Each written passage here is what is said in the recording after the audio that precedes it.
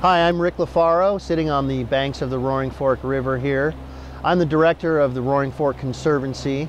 We are the watershed organization for the Roaring Fork Valley. Our mission is to inspire people to explore, value, and protect the rivers and streams of the Roaring Fork watershed. Hi, I'm Ramsey Krupp, and I'm a water attorney in the Roaring Fork Valley. I also serve as the president for the Roaring Fork Conservancy. In 2002, we had a drought of historic record. In 2012, we're having that same kind of drought of historic record. What happens is, in a year, if we have a big snowpack the next year, then our short memories go, well, that we lived through that drought. But if we have 2 drought years in a row, we need to really know what kind of information, everything we can about the river, so everybody can make well-informed decisions about how to supply water, how to protect fish in certain temperature conditions, and how we can best protect this resource that is important for all kinds of uses throughout our valley. Seeing drought conditions coming as early as February, Roaring Fork Conservancy responded proactively. In March, we started work with Colorado Water Trust to create short-term water leasing opportunities to keep more water in rivers. In April, we began sending weekly email stream flow reports to inform river and water users of current conditions.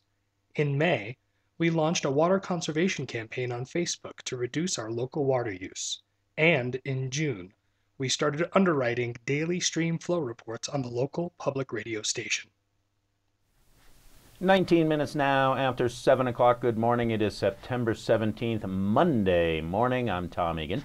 Support for the River Report on Aspen Public Radio comes from the Roaring Fork Conservancy, the watershed conservation organization for the valley, working to keep water in our rivers in this season of drought. In today's River Report on the Roaring Fork River flowing into Aspen, we've got 32 cubic feet a second, 45 is the average. We're down a bit from the end of last week, owing to the Twin Lakes Tunnel being turned on once again, 11 cubic feet a second heading through the tunnel east.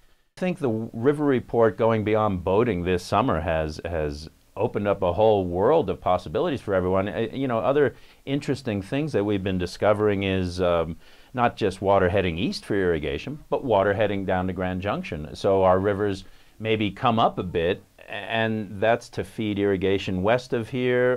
The Crystal River has been a classic case where we have a gauge up near Redstone that'll give a number. Recently it's been in the 60 region, 60 cubic feet a second. Downstream, you go downstream 6-7 miles to the fish hatchery. Well, normally you'd think downstream would have more water. It'll be down to 10 to 15 cubic feet a second.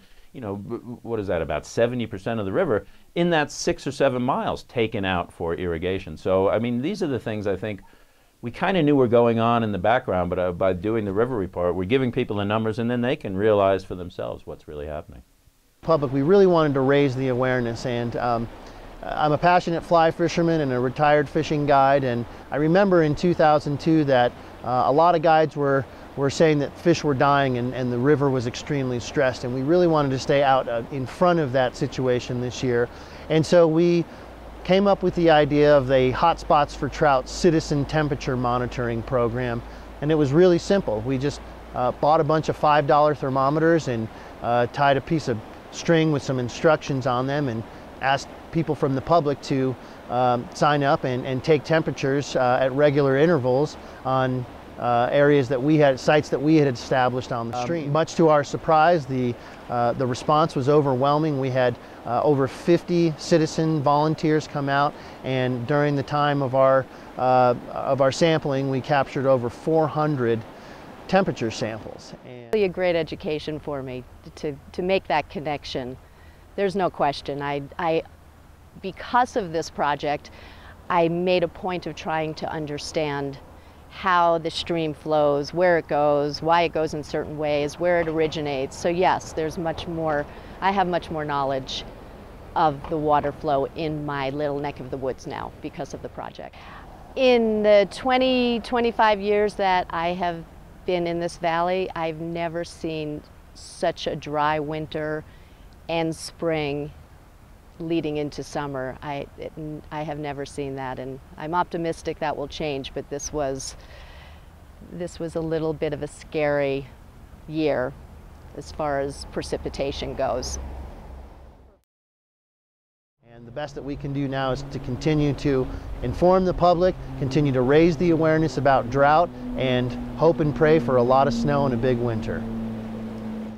If you would like more information or would like to get involved, please call us at 970-927-1290 or find us on the web at www.roaringfork.org.